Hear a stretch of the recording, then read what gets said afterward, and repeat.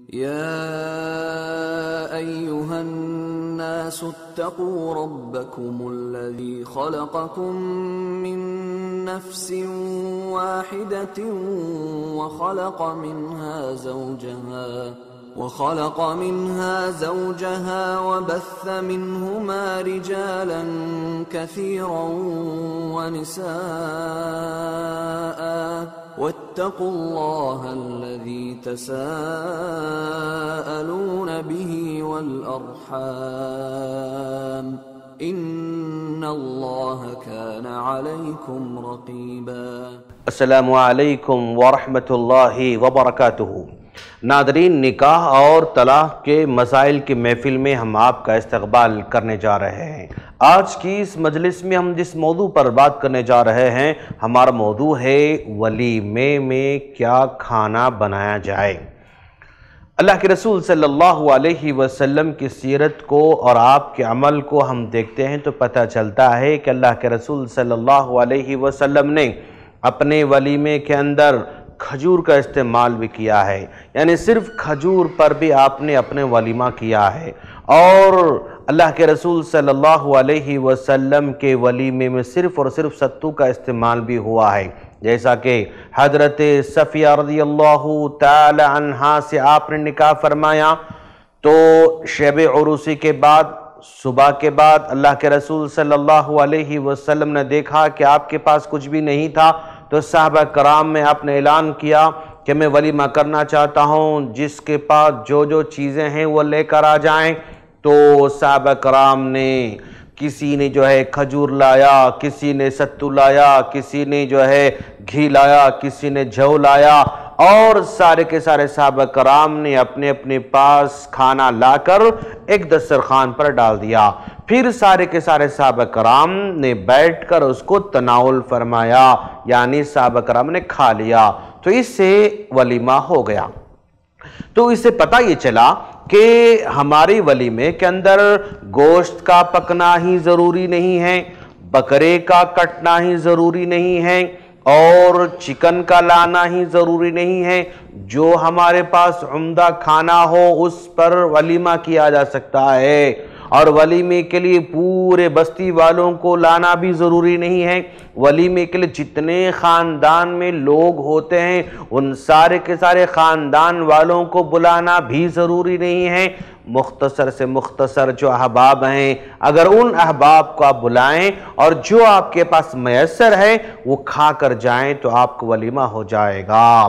ہاں، اللہ کے رسول صلی اللہ علیہ وسلم نے عبد الرحمن بن عوف رضی اللہ تعالیٰ عنہ کو دیکھا اور نکاح کے علامات دیکھے تو پوچھا کہ کیا تم نے نکاح کیا ہے؟ تو کہا ہاں میں نے نکاح کیا ہے۔ تو اللہ کے رسول نے ان کو اپنے مال کے حساب سے مشورہ دے دیا، اولم ولو بشاتن، یعنی کم سے کم ایک بکری کا تم نکاح کرو۔ اس طرح اللہ کے رسول صلی اللہ علیہ وسلم نے، چونکہ وہ تاجر تھے، مالدار تھے، لہذا آپ نے بکرے سے آپ نے ولیمہ کرنے کا حکم دے دیا۔ تو اس سے پتہ چلا کہ ولیمہ اگر ہم کرنا چاہیں تو گوشت پکایا جا سکتا ہے اور چکن بنایا جا سکتا ہے، بنا گوشت کے، بنا چکن کے، بنا بکرے کے، ہم جو ہمارے پاس کھانا میسر ہو اسی پر ولیمہ کیا جا سکتا ہے، اور اگر چند لوگ بھی اگر کھا لیں تو بھی ولیمہ ہو سکتا ہے۔ مثلا نکاح کر لیا، نکاح کرنے کے بعد ایک دو چار دوستوں کو گھر پر بلا لیا اور جو کھانا گھر میں پکا ہوا ہے اگر وہ کھانا کھلا دیا ولیمے کی نیت سے تو آپ کا ولیمہ ہو جائے گا۔ اس طرح اللہ کے رسول صلی اللہ علیہ وسلم کی لائی ہوئی شریعت سارے کے سارے انسانوں کے لیے بہت آسان ہے۔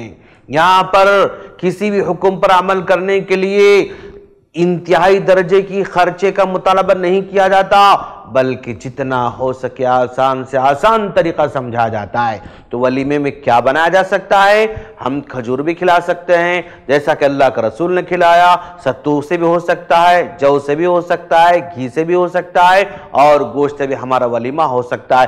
جو اپنے علاقے میں جو معروف چیز ہے اس کو ہم کھا کر کھلا کر اپنی ولیمے کو انجام دے سکتے ہیں۔ اور ولیمہ نکاح کے بعد اور شب گزاری کے بعد جب ہم کر رہے ہیں تو اگر ایک آدمی ایک مرتبہ ولیمہ کر لیتا ہے اور پھر اس کے بعد پھر دوبارہ ولیمہ کرنا چاہتا ہے، اس کے پاس مال ہے، استطاعت ہے، حیثیت ہے، تو بھی کر سکتا ہے، کوئی حرج کی بات نہیں ہے۔ 2 مرتبہ 3 مرتبہ کھانا کھلانا چاہتا ہے تو بھی کھلا سکتا ہے، لیکن ہم اس طرح 2 مرتبہ 3 مرتبہ 4 مرتبہ کھانا کھلانے سے بچنے کی تلقین کریں گے۔ کیوں؟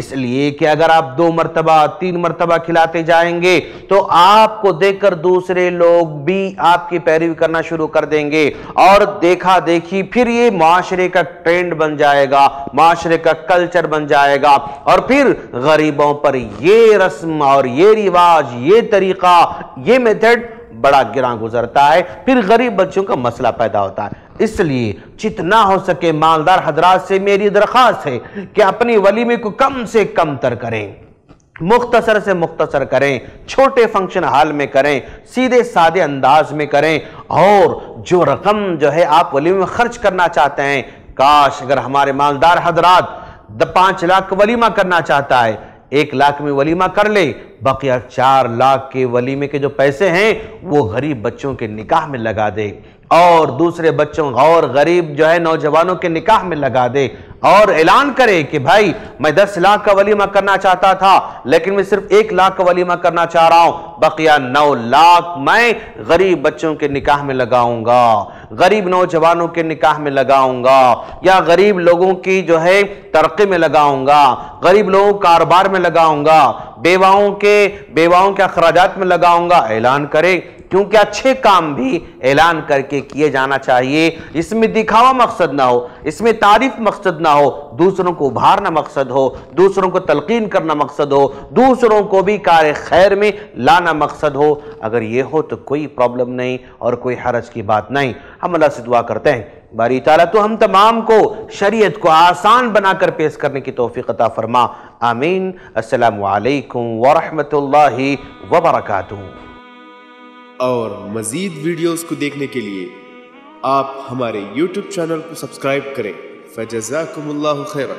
الدعوة نور وضاء تجلو ظلمات الحيران، منهج خير الناس جميعا لا يبلى عبر الأزمان.